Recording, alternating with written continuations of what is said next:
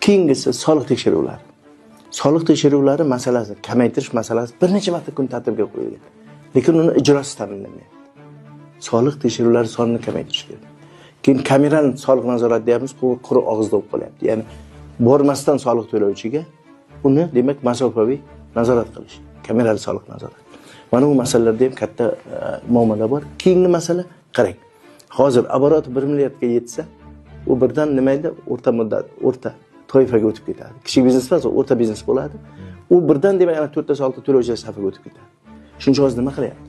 Harakat qilyaptiki, ayrim kichik tadbirkorlik subyektlari shu oborotni 1 milliardga yetkazmasin.